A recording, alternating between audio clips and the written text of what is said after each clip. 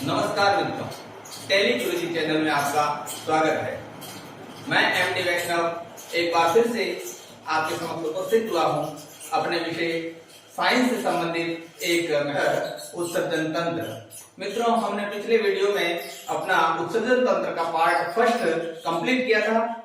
अब आज इस वीडियो में हम उत्सर्जन तंत्र का पार्ट सेकंड करेंगे, जिसमें वृक्क की आंतरिक संरचना तथा नेफ्रॉन्स की संरचना के बारे में विस्तृत अध्ययन करेंगे।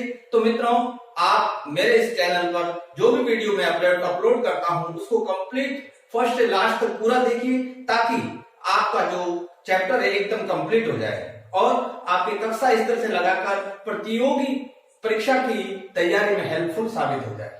तो मित्रों, लीजिए अपन शुरुआत करते हैं आज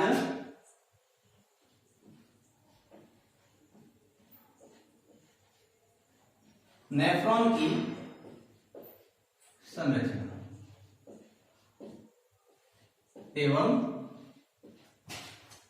कार्यविधि।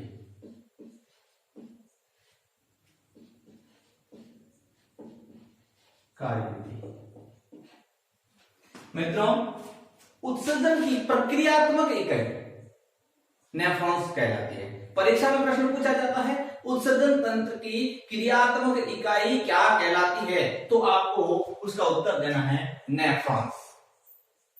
देखिए, नेफ्रॉन्स की संरचना आपके सामने चित्र में प्रदर्शित की गई है। इसको हम नामांकित करेंगे और पूरी संरचना और क्रियाविधि को कंप्लीटली अध्ययन करेंगे। तो देखिए, पहले हम इस चित्र को पूर्ण रूप से नामांकित कर देते हैं। ये एक रक्तवाहिनी आपको दिख रही है, इसको कहते हैं अभिवाही धमनिका। ये होगी अभिवाही धमनिका। अब दूसरी तरफ एक और जो रुधिर को बाहर की तरफ ले जा रही है, ये और धमनिका है, इसको कहते हैं अपवाही धमनिका।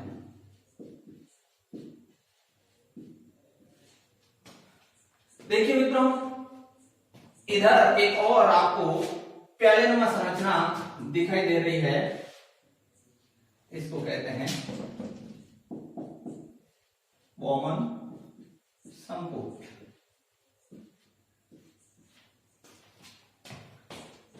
बॉमन संपुट का जो ये प्यालेनुमा भाग है, इसके अंदर कोशिकाओं का जो जाल सदृश आपको रुधिर केशिकाओं का जाल सदृश संरचना आपको दिखाई देती है, इसको कहते हैं केशिका गुच्छ या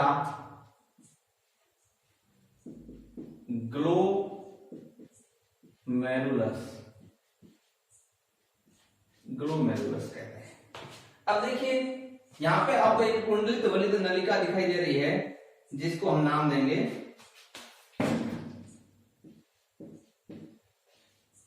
समीपस्थ कुंडलित नलिका। इधर आपको यहाँ समीपस्थ कुंडलित नलिका से आगे एक यू आकार की जो नली दिखाई दे रही है, इसको कहते हैं हेनले लूप या हेनले का लूप। दूसरी तरफ एक और आपको गलित संरचना दिखाई दे रही है, जिसका नाम है दूरस्थ कुंडलित नलिका। और इस दूरस्थ कुंडलित नलिका एक बड़ी नलिका के अंदर खुलती है, जिसको कहते हैं संग्रह नलिका। और ये जो आपको लाल लाल जो संरचना दिख रही है, रक्त वाहिनियों का जाल है, रक्त वाहिनियों का जाल है। तो देखिए मित्रों, अब हम इस नेफ्रॉन्स की संरचना का विस्तृत अध्ययन करेंगे। हमने नामांकन कर लिया, इसका विस्तृत अध्ययन करेंगे। तो सबसे पहले हम नेफ्रॉन्स की संरचना को पढ़ते हैं। नेफ्रॉन की संरचना, फिर इसकी क्रियाविधि पढ़ेंगे। नेफ्रॉन्स की संरचना अध्ययन की सुविधा की दृष्टि से नेफ्रॉन्स की संरचना को हम अलग अलग भागों में डिवाइड करते हैं। तो इसमें पहला पार्ट आता है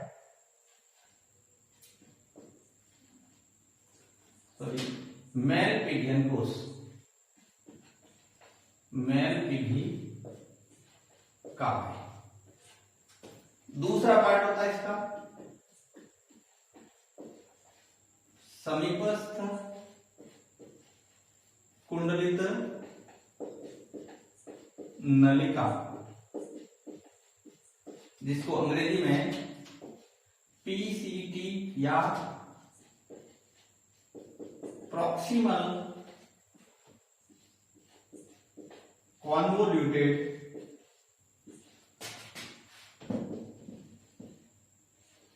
ट्यूबल कहते हैं।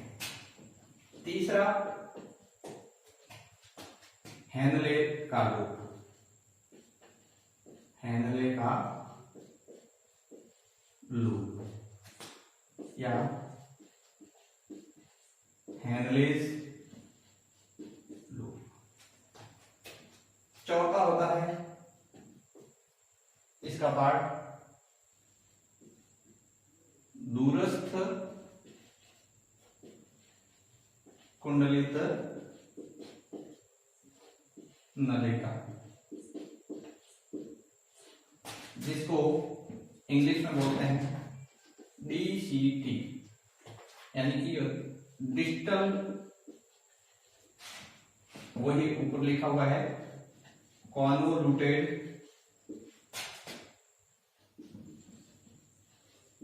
Tubules, distal convoluted tubules. फिर लास्ट में आता है संग्रह नलिका,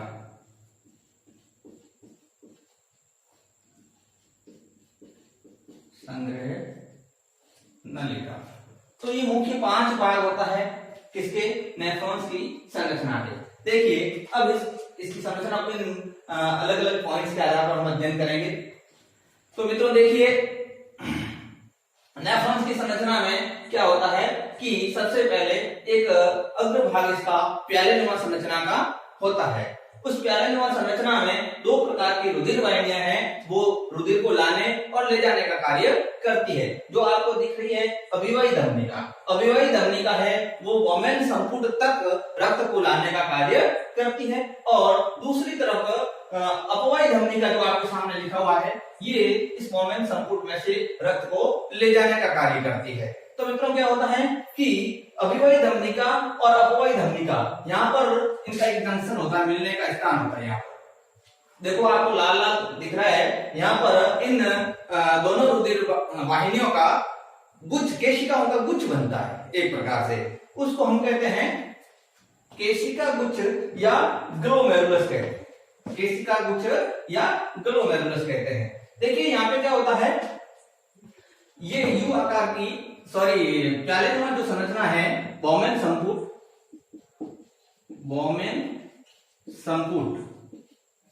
प्लस ग्लोमेरुलस, दोनों संरचनाओं को मिलाकर हम कहते हैं मेल पिगिका, मेल पिगिका। ये दोनों मिलाकर ये संपूर्ण संरचना, ये वाली संपूर्ण संरचना केशिकीय गुच्छ और प्यालेनुमा संरचना, दोनों को मिलाकर कहते हैं मेल पिगिका। तो ये अपना पहला पॉइंट हो गया मेल पिगिका। अब आता है समीपस्थ कुंडलित नलिका या पीसीटी। जो वोमेन संपुट का पिछला भाग है, एक नलिका सदृश, एक वलित या कुंडलित नलिका के रूप में आपको जो दिखाई दे रहा है, इसको कहते हैं समीपस्थ कुंडलित नलिका। मित्रों समीपस्थ क्यों कहते हैं, क्योंकि ये वोमेन संपुट के पास वाला भाग है, इसलिए इसको कहते हैं समीपस्थ कुंडलित नलिका। ठीक है, ये होगी अपनी समीपस्थ कुंडलित नलिका। अब समीपस्थ कुंडलित नलिका आगे जाकर एक यू आकार, देखिए ये यू आकार की जो नलिका होती है, इस यू आकार की नली में खुलती है, जिसको कहते हैं हेनले का लूप, जिसको कहते हैं हेनले का लूप। अब हेनले के लूप की दो भुजाएं हैं, एक तो जो जुड़ी हुई किससे, समीपस्थ कुंडलित नलिका से लगी हुई जो है संरचना नलिका, इसको कहते हैं इसकी अवरोही भुजा, अवरोही भुजा, या अंग्रेजी में कहते हैं डिसेंडिंग लिम्ब। यह अवरोही भुजा आगे जाकर वापस दूसरी तरफ की जो भुजा होती है उसको कहते हैं, ये वाली भुजा है आरोही भुजा, आरोही भुजा, या इसको अंग्रेजी में बोलते हैं असेंडिंग लिम्ब। क्या बोलते हैं? Ascending limb. ये आरोही भुजा है, आगे जाकर पुनः एक कुंडलित या वलित नलिका के रूप में संरचना बनाती है, उसको कहते हैं दूरस्थ कुंडलित नलिका। चौथा पॉइंट, दूरस्थ कुंडलित नलिका या डीसीटी, डिस्टल कॉन्वोल्यूटेड ट्यूबल, ये वाली, क्योंकि यह बोमेन संपुट से दूर स्थित है इसलिए इसको दूरस्थ कुंडलित नलिका नाम दिया गया। यह दूरस्थ कुंडलित नलिका आगे जाकर एक बड़ी नलिका में खुलती है, जिसका नाम दिया हमने संग्रह नलिका। तो इस तरीके से यह संग्रह नलिका बहुत सारा, देखिए यहां पर ये वाला वृक्क की आंतरिक जो संरचना है, इसमें ये लाला असंख्य नेफ्रॉन्स, लगभग एक वृक्क के अंदर 10 लाख तक नेफ्रॉन्स पाए जाते हैं, 10 लाख या उससे भी अधिक नेफ्रॉन्स पाए जाते हैं। इन समस्त नेफ्रॉन्स की संग्रह नलिकाएं एक बड़ी नलिका में खुलती है, जिसको बेलिनाई वाहिनी कहते हैं, बेलिनाई वाहिनी। ये इनकी समस्त जितने भी नेफ्रॉन्स इसमें है, उन सब की जो संग्रह नलिकाएं हैं, ये एक बड़ी नलिका में खुलती है, जिसको बेलिनाई की वाहिनी कहते हैं। ठीक है, ये होगी संग्रह नलिका का। अब देखिए मित्रों, ये तो हो गई अपनी बात इसकी संरचना की। अब समझेंगे अपन इसकी कार्यविधि। देखिए संरचना में आपको मेन पॉइंट याद रखने हैं, वापस दोहरा देता हूं मैं। पहला मेलपीकी काय, मेलपीकी काय में क्या होता है, बोमेन संपुट प्लस ग्लोमेरुलस बराबर मेलपीकी काय, ये पूरी संरचना आ गई। दूसरा समीपस्थ कुंडलित नलिका, जो अपने जो पूरा मेलपीकी काय, इसके पास वाले जो कुंडलित देखिए आपको, ये एम जैसी संरचना दिख रही है आपको, ये है समीपस्थ कुंडलित नलिका या पीसीटी, प्रॉक्सिमल कॉन्वोल्यूटेड ट्यूबल। ठीक है, फिर इससे आगे यू आकार की नली, जिसको हेनले का लूप कहते हैं। अब हेनले के लूप की दो भुजाएं होगी, कौन सी, अवरोही भुजा, दूसरी तरफ आरोही भुजा, ascending limb and descending limb. फिर यह आरोही भुजा आगे जाकर वापस एक कुंडलित नलिका में संरचना बनाती है, उसको कहते हैं अपन दूरस्थ कुंडलित नलिका या डीसीटी, डिस्टल कॉन्वोल्यूटेड ट्यूबल। ठीक है, इसके पश्चात यह दूरस्थ नलिका एक बड़ी नलिका में खुलती है, उस नलिका को कहते हैं संग्रह नलिका। और अलग अलग सभी नेफ्रॉन्स की संग्रह नलिका एक बड़ी नलिका में खुलती है, जिनको कहते हैं बेलिनाई वाहिनी। ठीक है, तो ये हो गई इसकी संरचना। अब देखिए आगे संरचना के बाद में इसकी क्रियाविधि, यानी कि नेफ्रॉन्स की क्रियाविधि, कार्य कैसे करता है नेफ्रॉन्स, अर्थात मूत्र का निर्माण कैसे होता है। तो अब तक हमने पढ़ा नेफ्रॉन्स की संरचना के बारे में। अब हम नेफ्रॉन्स की क्रियाविधि अर्थात मूत्र निर्माण की क्रिया कैसे होती है, इसके बारे में अध्ययन करते हैं। तो मूत्र निर्माण की प्रक्रिया को 3 भागों में विभाजित किया। पहला सूक्ष्म परा निस्यंदन, यानी कि अल्ट्रा फिल्ट्रेशन, अल्ट्रा फिल्ट्रेशन। दूसरा होता है वर्णात्मक या चयनात्मक भी कह सकते हैं, वर्णात्मक पुनः अवशोषण।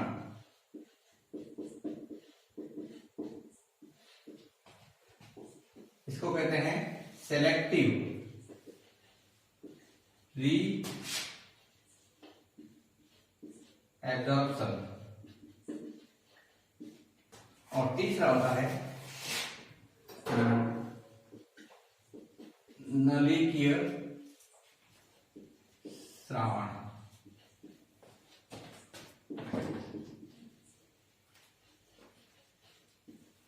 Tubular secretion. ये तीन भाग होते हैं मतलब मूत्र निर्माण की प्रक्रिया में। पहला सूक्ष्म परानिषेचन, दूसरा वर्णात्मक पुनःअवशोषण और तीसरा नलिकीय श्रावण। अब हम सबसे पहले लेते हैं सूक्ष्म परानिषेचन की क्रिया कैसे होती है। तो देखिए नेफ्रॉन्स का सबसे अगला जो प्यारे नुमा भाग है बोमेन संपुट, उस बोमेन संपुट में दो प्रकार की रुधिर वाहिनी आपको दिखाई दे रही है। पहली रुधिर वाहिनी है जिसको नाम दिया हमने अभिवाही धमनिका। ये अभिवाही धमनिका है बोमेन संपुट के अंदर रुधिर को लाने का काम करती है। दूसरी यहां से वापस रुधिर को ले जाने का कार्य करती है, उस धमनी को अपवाही धमनिका कहते हैं। तो देखिए क्या होता है इसमें, अभिवाही धमनिका जो बोमेन संपुट में रुधिर को लाने का कार्य करती है वो मोटी होती है, अर्थात इसका व्यास है वो अधिक होता है, जबकि अपवाही धमनिका जो रुधिर को ले जाने का कार्य करती है उसका व्यास कम होता है।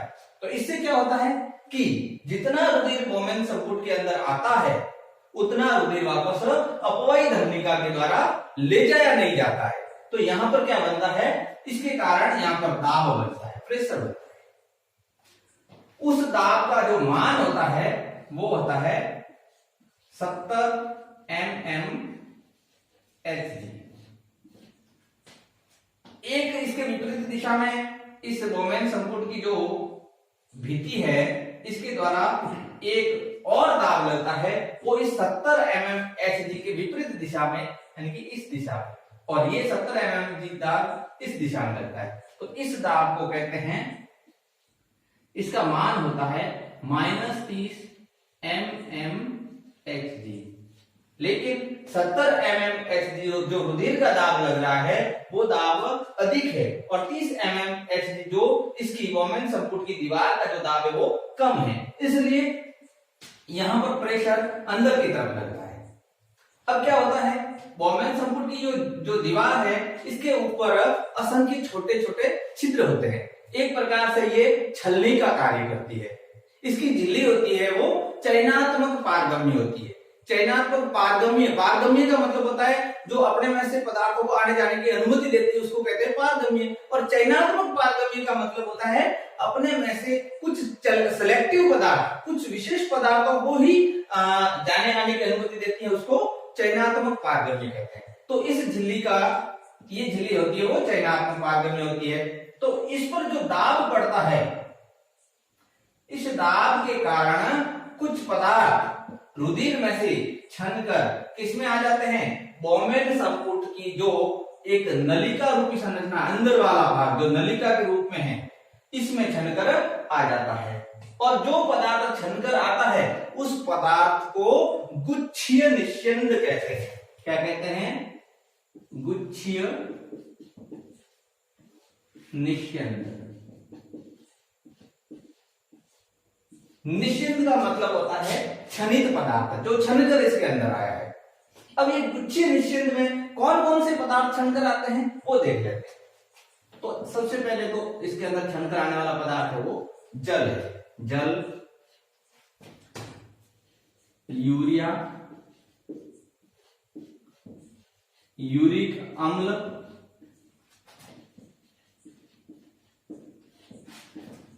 प्लस ग्लूकोज,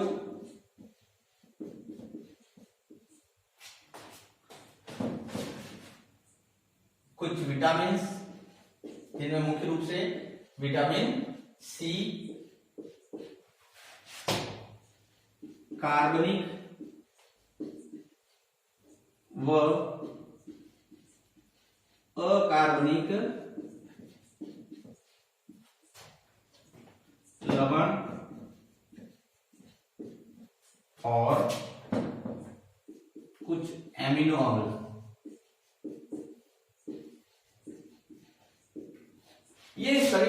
छनकर इसके अंदर आते हैं, ये सब इसमें छनकर आते हैं।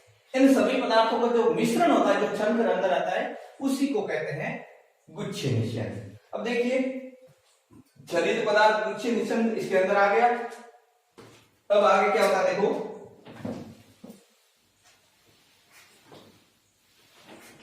अब देखिए ये छलित पदार्थ आता है सीधा यहां से क्रमाकुंचन गति के कारण ये आता है समीपस्थ कुंडलित नलिका, पीसीटी, जिसको अपन कहते हैं पीसीटी। ये समीपस्थ कुंडलित नलिका के अंदर आ गया।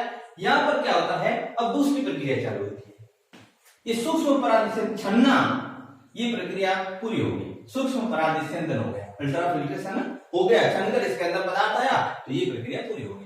दूसरा अब आता है वर्णात्मक पुनर्अवशोषण। देखिए वर्णात्मक पुनर्अवशोषण क्या होता है, अब देखिए छनकर पदार्थ इसके अंदर आए हैं, तो इसमें जरूरी नहीं है कि जो छनकर आए समस्त पदार्थ ही हानिकारक है, ऐसा नहीं है, लेकिन इसमें आने वाले जो हानिकारक पदार्थ है उनमें उनके साथ साथ कुछ उपयोगी पदार्थ भी उसके अंदर आ गए हैं छनकर।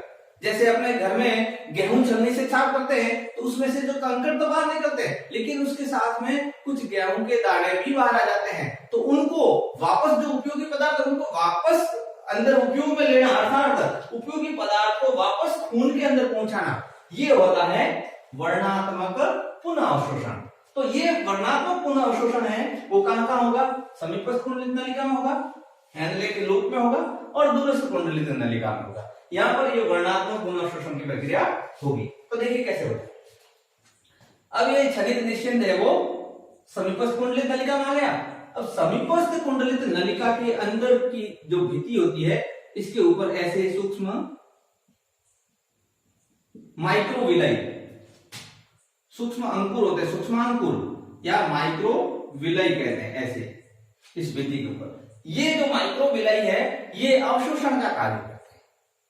जो उपयोगी पदार्थ आए हैं इसके साथ में उनके अवशोषण का कार्य माइक्रोविलाई करते हैं। ये कैसे करते हैं, ये इस भित्ति का जो क्षेत्रफल है उसको बहुत अत्यधिक बढ़ा देते हैं ताकि अधिक से अधिक अवशोषण हो सके।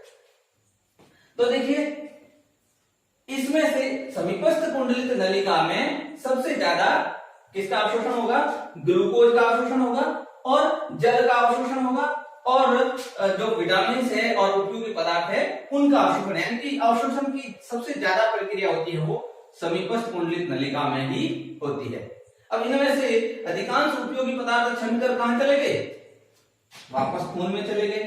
कैसे चले गए, इनके द्वारा अवशोषण माइक्रोविलाई द्वारा अवशोषण किया गया और फिर परासरण की प्रक्रिया के द्वारा तो इसके चारों तरफ रक्त वाहिनियों को जो जाल है इनमें से ये रुधिर के साथ मिल गए, कौन सी विधि द्वारा, परासरण विधि द्वारा। ठीक है सर। अब देखिए आगे चलते हैं, यहां से फिर जो अपना निषेध है वो सांद्रित हो जाता है, थोड़ा गाढ़ा हो जाता है, वो जाता है सीधा ही हैंडले के रूप में अवरोही भुजा में।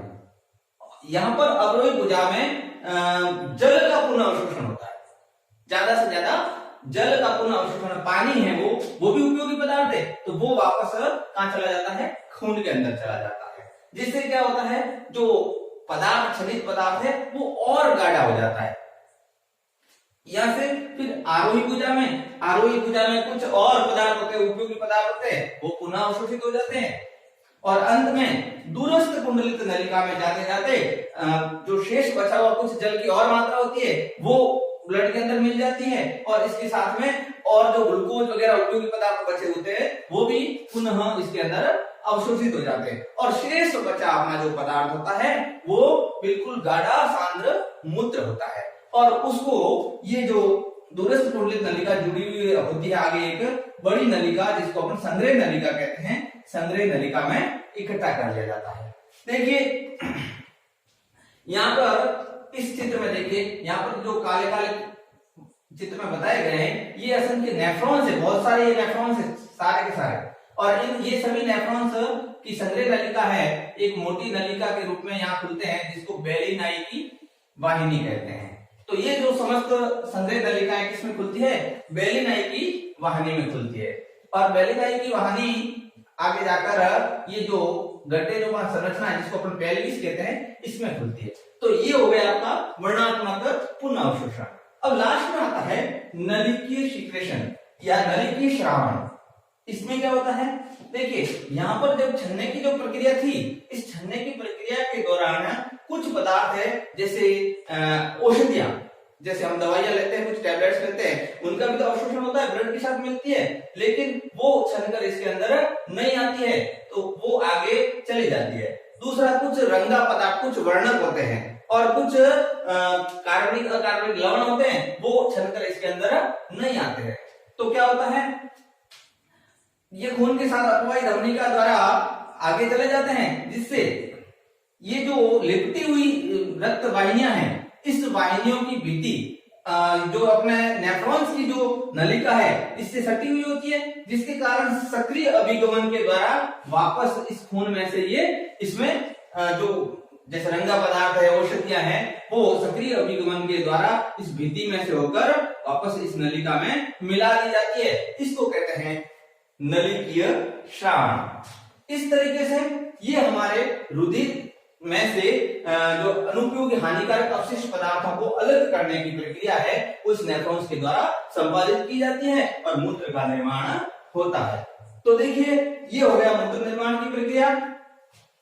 अब अंत में मैं आपको इस टॉपिक से संबंधित कुछ इंपॉर्टेंट क्वेश्चंस जो बनते हैं, जो प्रतियोगी परीक्षा की दृष्टि से भी महत्वपूर्ण होते हैं, उनके बारे में बताता हूं।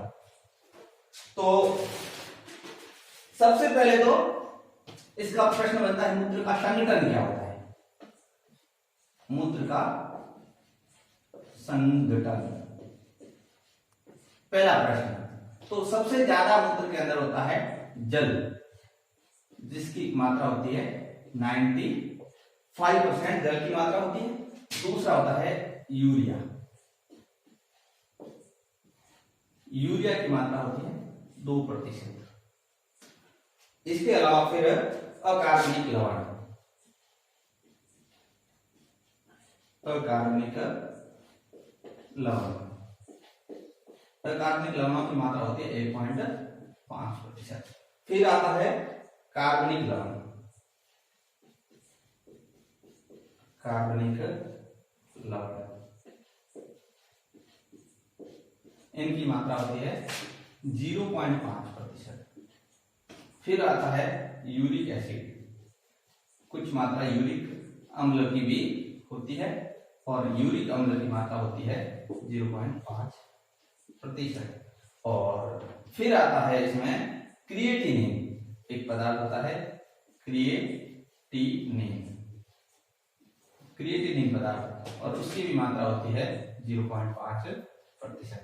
तो कुल मिला के 95% जल हो गया, 2% यूरिया, 1.5% कार्बनिक लवण और 0.5% कार्बनिक लवण और यूरिक अम्ल 0.5% और क्रिएटिनिन भी 0.5%।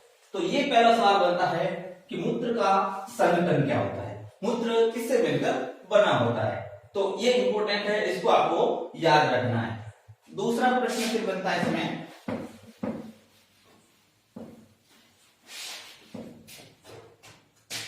मूत्र का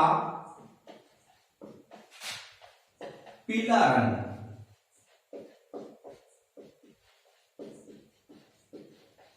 किसके कारण होता है?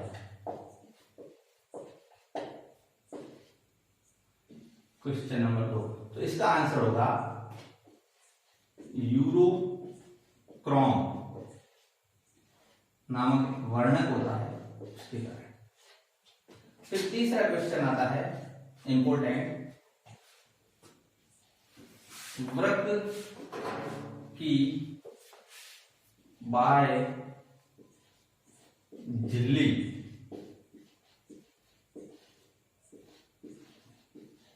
क्या कहलाती है?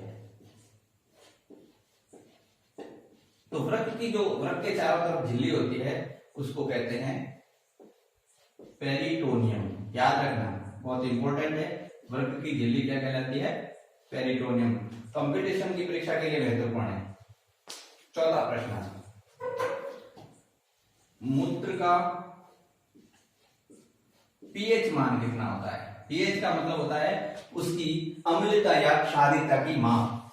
तो मूत्र का पीएच वैसे 5.0 से लगाकर 7.5 तक होता है, लेकिन लगभग मुख्यतः 6.5, यानी मूत्र का जो पीएच होता है 6.5 हल्का अम्लीय प्रकृति का होता है। इसकी प्रकृति कैसी होती है?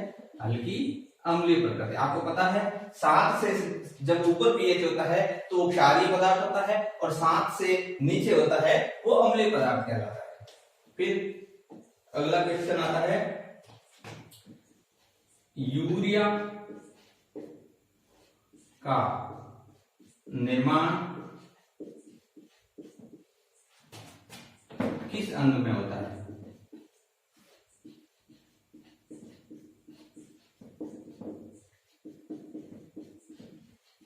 होता है। तो मैंने पिछले वीडियो में बताया था यकृत है, यकृत अमोनिया को यूरिया में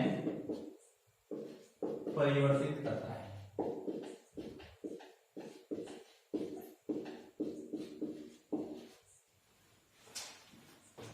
फिर अपना अगला प्रश्न आता है,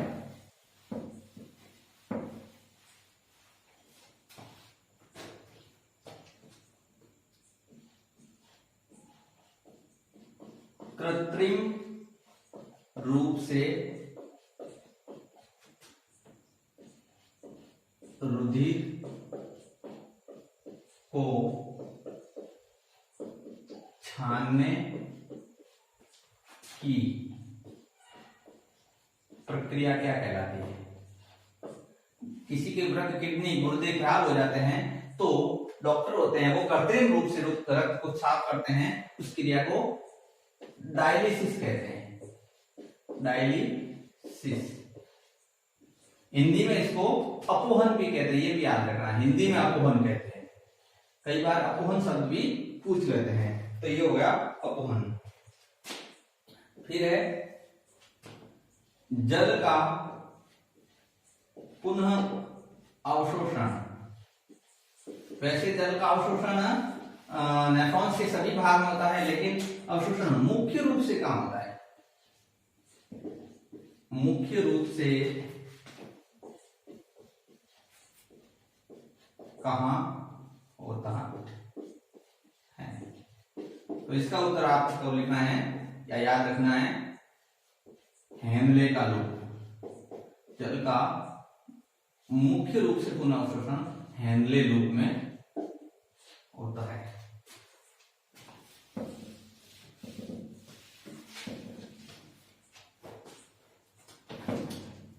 अगला क्वेश्चन आता है,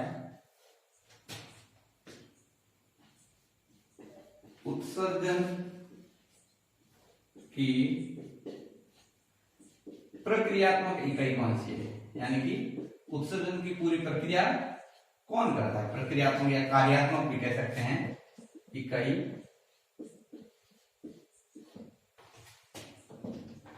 किसे कहते हैं? तो टॉपिक शुरू होने से पहले ही बता दिया था, नेफ्रॉन को उत्सर्जन की प्रक्रियात्मक इकाई कहते हैं। तो ये अपने इंपॉर्टेंट क्वेश्चन हो गए। इसके अलावा एक क्वेश्चन और याद आ रहा है, वृक्क के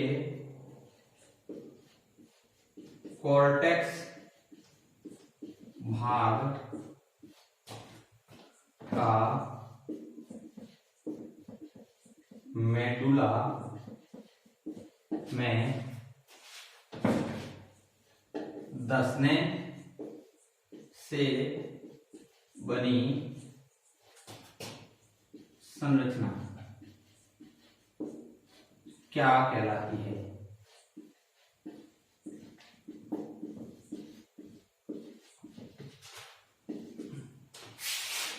इसका है, पिछले वीडियो में बताया था, वर्टिनी के वृक्क स्तंभ कहलाते हैं। इसके अलावा एक और होता है मूत्र की गंध कैसी होती है। तो आपको एक सिंपल सा याद रखना है, मूत्र की गंध होती है एरोमेटिक। एरोमेटिक मतलब बहुत ही तीखी गंध होती है, एरोमेटिक गंध होती है। तो देखिए ये मैंने बहुत ही इंपॉर्टेंट क्वेश्चंस इस चैप्टर में से बन रहे थे, वो मैंने आपको बता दिए। इनको आप अच्छे तरीके से पढ़ लेना, याद करना। तो देखिए मित्रों, ये अपना उत्सर्जन का जो पार्ट है वो कंप्लीट हुआ। और आप इस वीडियो को ध्यान से देखेंगे तो मेरा ये वादा है कि इस टॉपिक से संबंधित कोई सा भी क्वेश्चन आपके छूटेगा नहीं, बचेगा नहीं। तो फर्स्ट से लगाकर लास्ट तक इस वीडियो को कंप्लीट आप देखिएगा और अपने मित्रों को भी शेयर कीजिएगा, लाइक कीजिएगा। और यदि कोई क्वेरीज हो तो कमेंट्स करके मुझे पूछिएगा, मैं आपको बिल्कुल मेरे से जितना हो सकेगा उसका समाधान करूंगा, बताने की कोशिश करूंगा। तो धन्यवाद मित्रों, नमस्ते।